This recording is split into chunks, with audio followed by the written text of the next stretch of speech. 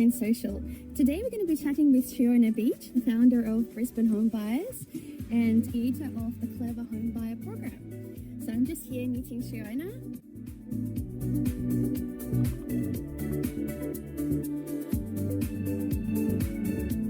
And today I'm having a chat with the lovely Sheona. Why don't you tell us a little bit about what you do and who you help? So, hello everybody. My name is Sheona. I'm a buyer's agent based in Brisbane. And what I'm so superbly passionate about is helping those people who can't afford a buyer's agent or who don't want to hire a buyer's agent. I want to help the people who want to do it themselves. So DIY their home buying process. And so I want to make sure that I can come up with solutions for them that make it easy, fast and effective. My business is called Brisbane Home Buyers. And the name of my program is called the Clever Home Buyer program. Okay, well, tell me a little bit more about the journey of you putting the course together, I guess, and how that all came about and why you decided to put it together. I decided to put it together because it came naturally to me.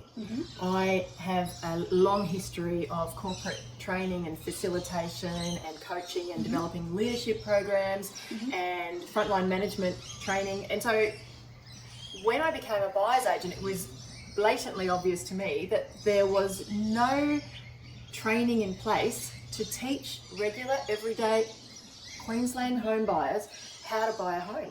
And actually, that's a good segment into talking about that blueprint meeting, the little hot seat that we had. Yeah. And I guess I remember you feeling a little bit unsure how to move forward. You know, you obviously put a lot of effort into the program. So tell me more about that moment and what that felt like for you. So there was one memorable day at Blueprint Social when I was genuinely supposed to talk about the struggle that I was having with my business at the time. And I ended up getting quite emotional and describing my struggle because I was so stuck. I felt like I had this fabulous product and I didn't know how to take those first steps to be able to tell the world that it existed. So thank you for having me today. There are a couple of people in this room who saw me have a bit of a meltdown a couple of months ago. And I want to say thanks for just being there to provide some support, because I had this program made and no one knew about it. Still no one knows about it, although I have told a couple of people in the room. So now I'm ready to tell the rest of Brisbane. So by overly sharing one day in Blueprint Social, which I'm really glad that I did. No, I'm really glad that I did, because so many people came up to me afterwards and just sent me supportive emails or texts, or the next time that I saw them, they just gave me that hug, you know, because when you start a business and you're working on your own, it is stressful, to say the least, and it's a combination of so many different things, and to be able to share that with people who genuinely care about you, and to the point where they follow up with you and say, hey, look, I'm here if you need to bounce ideas off of me. And so that morphing into the fact that the next meeting I was able to launch my product, tell the world, and have the feedback from the people at Blueprint Social. And not only that, what it made me do was create this presentation. It allowed me, because I knew I was sharing this information with people in the room, other business owners, it made me really clarify every aspect of my business before I did that presentation. And it allowed me to not only then clarify my business, but then clarify how I presented my product to the world. So now, because of that initial presentation at Blueprint Social, I now feel like I've got the presentation and I've got the words to use to go and share my product with businesses who could genuinely help my business. So it was really a bonus on all fronts for me. Amazing. I remember us catching up after your presentation, or after your hot seat moment, and for a coffee and putting a little bit of a plan together. So was that helpful for you in terms of, you know, solidifying some next steps and helping you get to the next step? This lady here took me aside before my presentation and made sure that, whilst under the disguise of catching up for a coffee, made sure that she helped me to clarify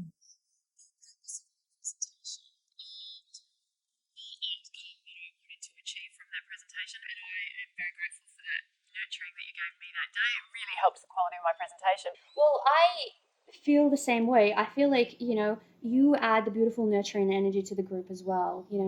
I guess the presentation that you did, after, us catching up, and, it was really my pleasure and my honor to support you, and for you to give me the space to be able to come in and help you. That was really my pleasure. And, the other thing that happened afterwards is that you presented and you had so much great feedback from everyone. I did, yeah. You really killed it. I guess, how did you feel in that moment? How did you feel following on from the presentation? Have you had any people reach out to you? How I have felt since the presentation is a lot more confident. And I think that if you're going to go to Blueprint Social, you should give a presentation. Some people are not comfortable in front of a crowd or even a small group. You've heard it many times. People would rather go to the dentist or be dead rather than talk in front of a group.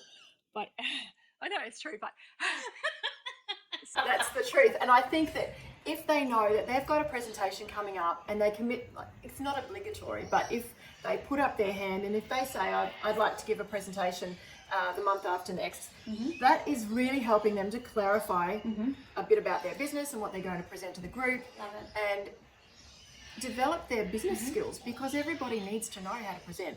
So that helped. And also, as a result of giving the presentation and speaking and sharing my service, my product with the people in the room, it's given me the confidence to then now take it out of the room and share it with business people who really could help me to grow my business. And so I'm really grateful for that, because that's the same presentation that I can just maybe tweak a little bit and then use that.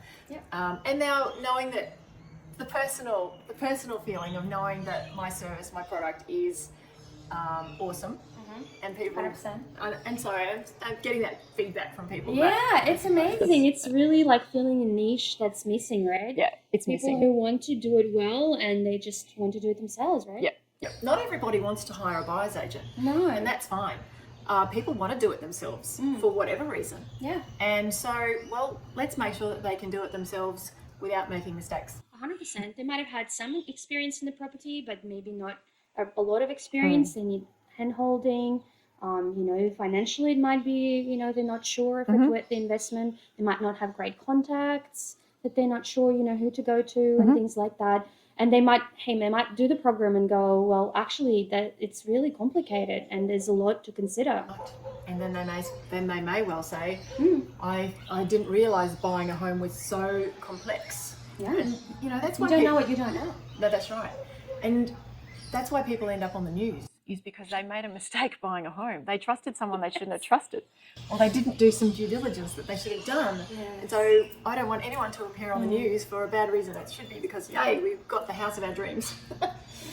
So got all the right intentions in place. Yep.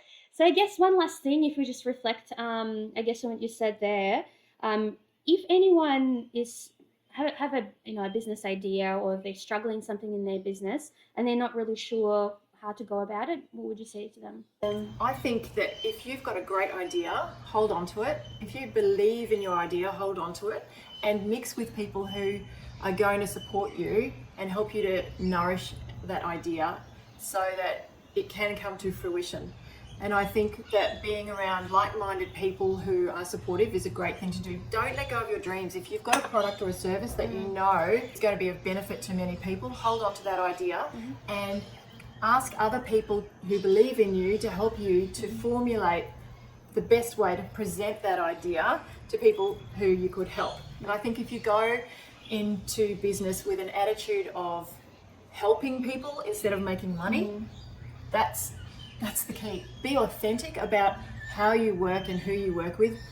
Be authentic with your own self, and then genuinely want to help people, and people will flock to you, because that's what's missing in so many businesses, is that help factor, the kindness factor, that going that extra mile, making the time to make that extra phone call or that extra email, just to make sure that everything is tidied up and so that your client is feeling loved and looked after. I think so anyway. If you've got a great idea, hold on to it. I've often found myself, feeling stuck is obviously something you go through as a business owner a fair bit. And I've often found that sometimes when you're in that moment, it feels like you're like an imposter, right? You're trying to make something happen, and you don't have some sort of inherent talent or skill or something, and it really feels a bit kind of maybe shameful and isolating. Your first instinct isn't necessarily to reach out to other people and say, hey, I'm feeling like this, can you relate, or like, what would you do? The first instinct, I think, is to feel bad about it. Yep. Oh, if I was better, or if I knew how to do this, I would have done something already, or I would have jumped. That negative self-talk. Yeah. And imagining, we all are excellent mind readers. We think we know what other people are saying about us, but we're not mind readers. We don't know. We just assume the negative a lot of the time, and that's not helpful at all. No. So I'm really proud of you for being vulnerable and for standing up there and, really kind of be honest about it. And, the support you received, I think, is really a testament of, you opening up and giving people the opportunity to come to you and hold space. And I think sometimes we can get a little bit, stuck in our own ways and a bit isolated with everything else going on. So actually, it's a real privilege to help another business, and feel like you need it, and you've done something to help. You know what? I've been to other networking groups, and there's a lot of them out there. And at other networking groups, I have felt like it wasn't my group of people. Like sometimes they're a bit too cliquey and you don't feel like you are welcomed. Other times there's simply an expectation that people are exchanging dollars and it's about business. Other times it's not your group. They've got different interests from you. But I have found my feet in Blueprint Social, and I wish you all the best with it. I can only see it growing and growing. So I guess if you're feeling stuck or you're working on something and you're not sure how to move forward, come to Blueprint meeting. The support is real. And if you abide in your home and you're not sure what you're doing, do yourself a favor and check out Sheona's course, because it is amazing. And thank you for listening to us. And thank you. Cheers. We should have a glass of champagne on that. We'll have a glass of champagne right after this. Bye. All right, let's do this. Ooh. That's good. Oh my goodness. Woo! First podcast. Yes, congratulations. Congratulations to you. Excellent. Cheers. Woo! Cheers, guys. Now that didn't pop very far, did it? It just kind of flopped off. Never mind. It opened. It could have been worse. It could have gone into my eye. That would have been really good bloopers. The hospital bloopers stuff. reel. And that is get us to number one. That would just go viral. Yeah. Did you see the stupid interior designer who got clocked by a buyer's agent?